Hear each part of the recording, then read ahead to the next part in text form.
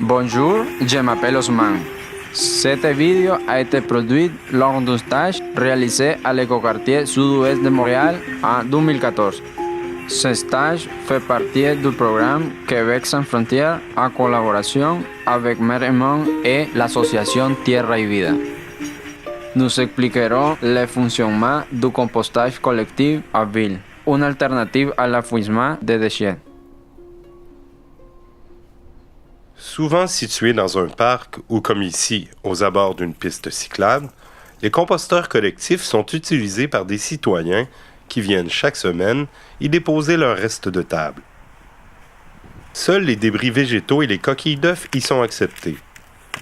On valorise ici la matière organique en faisant un compost.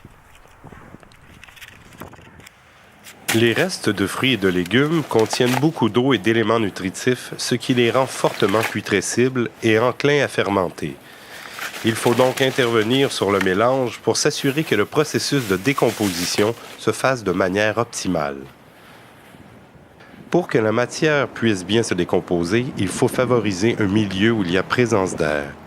À l'inverse, un milieu trop humide tend à fermenter, à produire du méthane et à dégager de mauvaises odeurs. Cet équilibre essentiel à la formation d'un bon engrais est obtenu en ajoutant des feuilles mortes à la matière organique fraîche.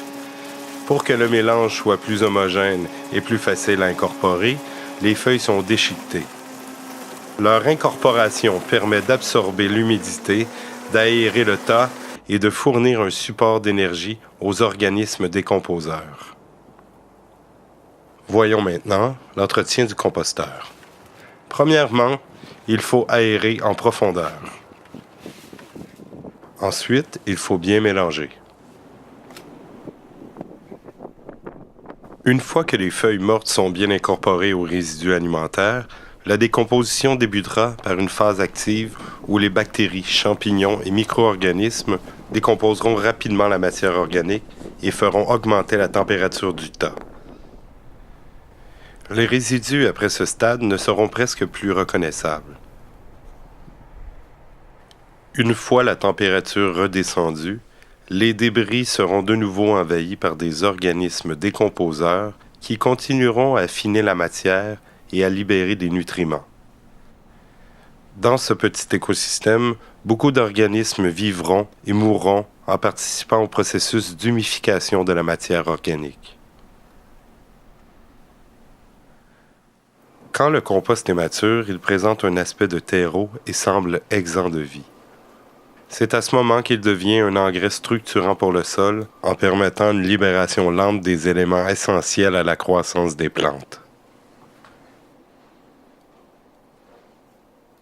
En participant au compostage collectif, des citoyens ont décidé de valoriser leurs déchets.